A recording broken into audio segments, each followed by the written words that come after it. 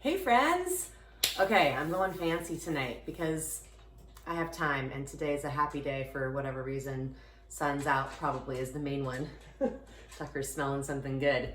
Over here, those little soldiers lined up, sea scallops. If you've not had a scallop before, you're missing out. They are melt in your mouth, delicious. So the inspiration for making this was just kind of thinking back to being in culinary school and I was thinking, I have all this time. What are some of the dishes that I made when I was in school that I haven't made because they're kind of fancy? It's, it's a French technique school, so there was a lot of, mise en place, meaning getting everything prepped and cut and ready to go in its place before you start cooking. And it just wasn't how I normally cook as a home cook. And so I don't do a lot of the dishes I made, but there was one dish in particular when I was in kind of my third level where we finally got to do meat. They let us in on the meat because we knew enough of what we were doing that we weren't going to ruin all the protein, which is expensive. So all that said, this was a dish that really stood out to me. It was kind of the first time where I was like, wow, that was really simple and it tastes like I'd spend $30 or $40 for it in a restaurant. Like, it was so good. So essentially it's seared sea scallops, and then you make a really simple tomato sauce that is just really fresh and comes together very quickly. It involves, got all my guys lined up, I'll show you in a minute, but it involves diced tomatoes. In fact, you can dice up fresh tomatoes, but I did canned, petite diced canned, and drained them very well. Fresh garlic, some shallots, but you could do onion that's just finely diced, a little bit of tomato paste, and then olive oil. The only thing I'm missing is something called fish fumet, which is essentially like chicken broth or chicken stock, but with fish. And I don't have that, so I might use a little water if I need to, and I could break out chicken stock, but I think I'll just go with the white wine that needs to go in this for a little added flavor as well. So anyways, you sear your scallops and then you hold them on a hot plate that you just kind of can keep in the oven on warm while you make the sauce, and it comes together super quick and is just beautiful on a plate. And then I also recently got some chive oil from one of our favorite restaurants in Tacoma, Wooden City. They use it in one of their dishes, and I'm just always like sopping up that chive oil. It's just amazing. But anyways, when I had this dish when I was in culinary school, the chef had all these little bottles of different specialty oils and like reduced balsamic glaze that we could use to decorate our plate, make it look pretty. At the end of the video, I'll be sure to go back into my photos and find a picture of the one that I put together when I was in culinary school, just so you guys can see it. But anyways, I'm making it for the family tonight, so we're having something kind of fancy for fun. And then I'm just gonna do some steamed asparagus, and I have a couple baked potatoes in the oven for Tyler to have. So this is gonna be a lot about technique. I know it's kind of fussy and fancy for most people. You're like, shallots, what? And scallops, what? Because they're not the cheapest thing to buy. But if you're looking for something that's a little bit higher end to try, this is a really, really fun one. And honestly, most of the work is involved in just getting everything lined up and prepped and ready to go, which is mise en place. It's the French term, but really it is. I have all my little bowls, everything's ready. And then once you start cooking, it's really, really fast. So I'm super excited to show you sea scallops in fresh tomato sauce. All right, here we go. One of the most important things before you sear the sea scallops to get a nice brown crust is you want these guys to be nice and dried off. And they're not really, honestly, all that juicy. I just got them fresh from a local fish place we have here in Tacoma. But just kind of pat them dry with paper towel. And then I'm going to season them with just simply salt and pepper. And the trick's really gonna be over here with my skillet. So I'm gonna get my skillet nice and hot. And then I'm gonna be adding in, I just buy clarified butter. I know it's a cheater thing, but you can make it yourself.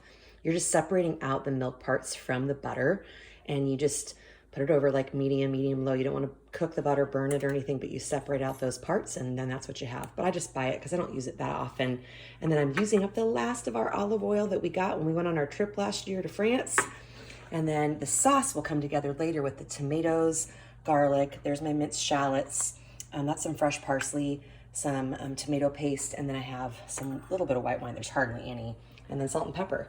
But to just start, it's simply going to be clarified butter and olive oil in my pan that I will get nice and hot, then add the fats, then add my scallops, and I'll do them in batches. You never want to crowd a pan if you're trying to brown something that just won't brown. So I'll season my scallops up and we'll get started with the pan in just a sec. Okay, my pan is super hot, so I'm going to add in both olive oil and some clarified butter, probably about a tablespoon of each. I'm going to swirl those together in the pan, and I'm going to do my scallops in batches. I actually had written down in my notes from school, from way back when I was very studious, you want to place the scallops where the oil is. Don't go necessarily in the middle of the pan. Find the oil spots wherever that may be if your pan's a little wonky, and that's where you're going to place it. So when the oil kind of starts to like recede on itself, you know it's ready. And you want to hear that.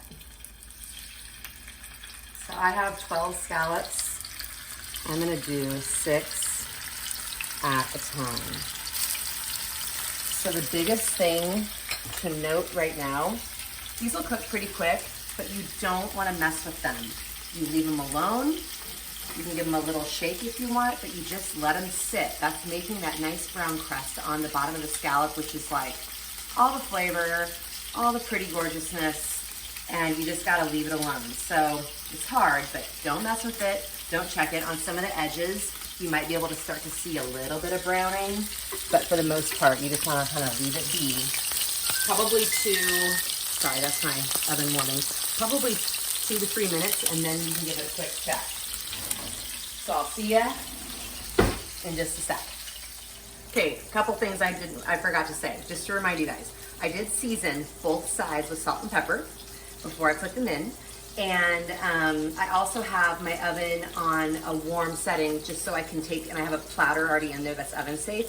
So when the first batch gets done, I can then transfer them to this platter, and then the second batch can go, and then I can transfer those to the platter, and then I'm gonna make my sauce in here. And the sauce comes together really quick. So again, I told you this was not like the easiest of recipes, but it's gonna be so good. So let's check these. If you wanna come in camera love, and see what I'm talking about. Oh yeah, look at that. As my teacher, specifically for this class, used to say, that GBD, golden brown delicious. So that's what you're looking for, that nice, beautiful sear. And you don't want to overdo these, which is easy to do. So you do want to watch your time. It's really about 2, maybe 3 minutes, but I'd rather go a little under because they're going to be in a warm oven. I just have it on 200, but you want that nice sear. So my temperature is hot because I want to get that sear quickly. So I have it on a medium high, leaning toward higher than just medium. So we'll check back in just a little bit when I get all the scallops done. Okay, the scallops, I removed them from the pan. They're resting in the oven. Turn my heat down a little bit, paper towel, and I drained out into the can of tomatoes, the oil. See all that? All that stuff is flavorful, but in your sauce, it can get kind of burned and wonky, so it's better to start fresh with the sauce in this case. Sometimes you want all that brown goodness, but in this case, I'm following my notes according to my chef instructor. So, and we made real good food that day, so I'm going with it. Okay, throw this over here. So in this pan, it's a big mess on my stove, medium heat. I'm going to take, and we didn't measure a whole lot. There was kind of estimates. I'm gonna take some olive oil, a couple tablespoons. It's good. I've got garlic.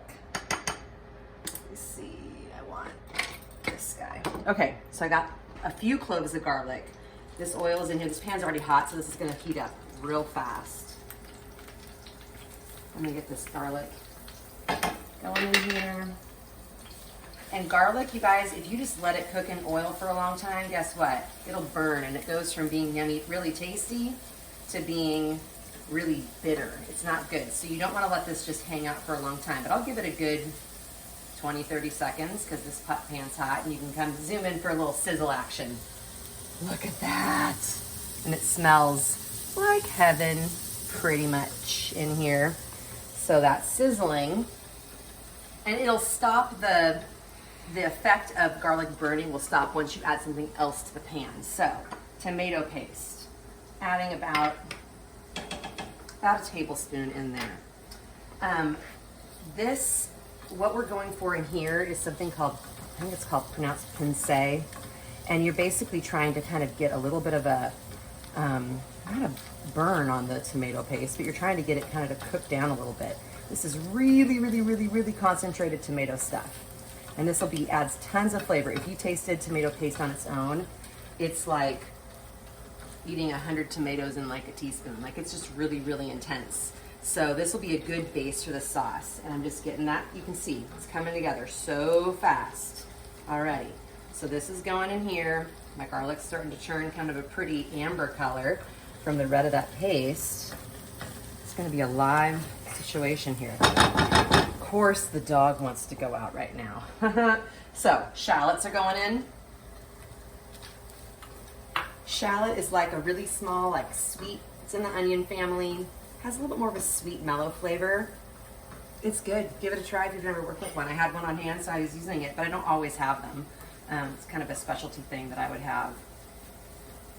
I'm gonna let this hang out for just a second. We'll take a break, go get the dog. As I was saying before my dog interrupted us, shallots cooking, salt with the tomato paste, olive oil, white wine. This will deglaze the pan.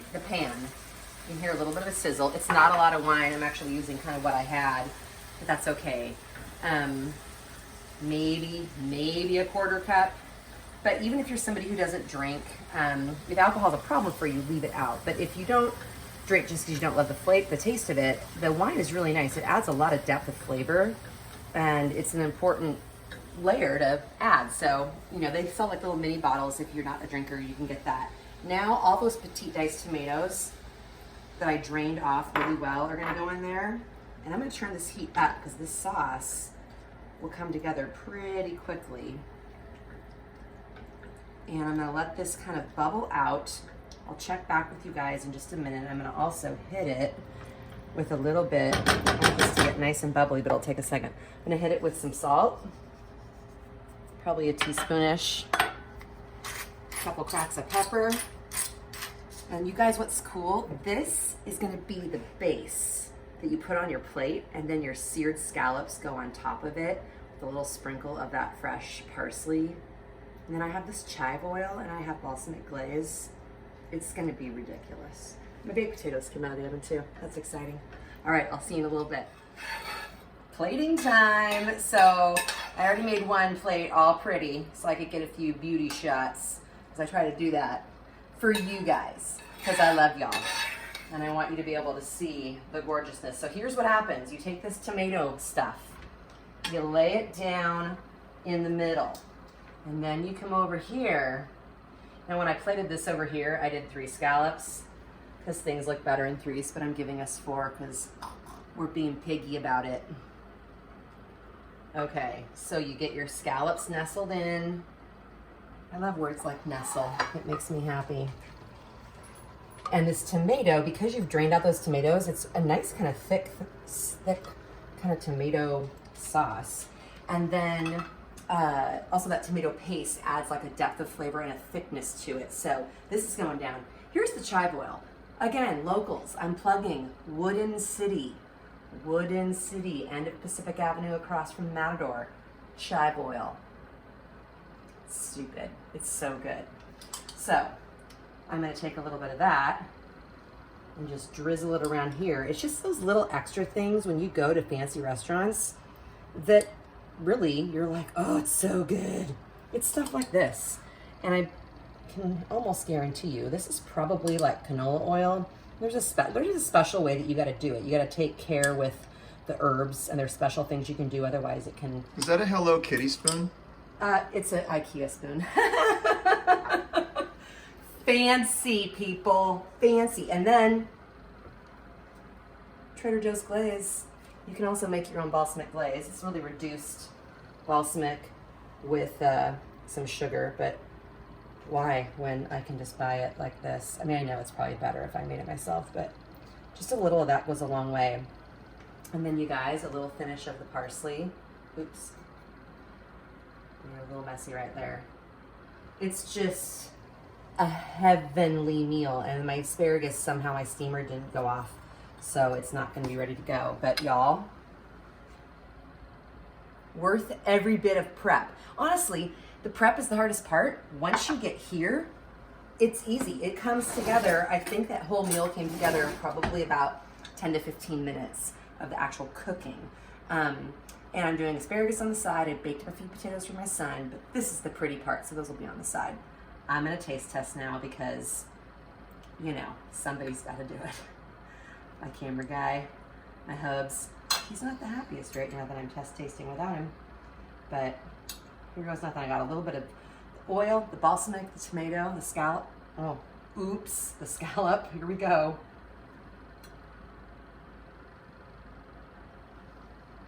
Don't watch. I need a moment. What? You don't need to go out to a restaurant. You just need me to make this dish for you. It's so good. Woohoo!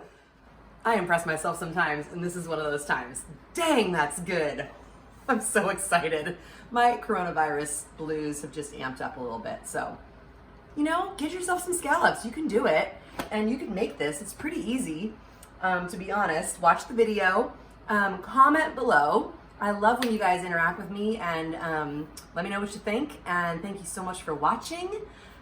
Delight of the Bite. Subscribe, share, tell your friends. I'm growing bits by bit, and I'm so happy that you guys tune in. And also Instagram at Delight of the Bite is where you can find me on there. I do little stories occasionally.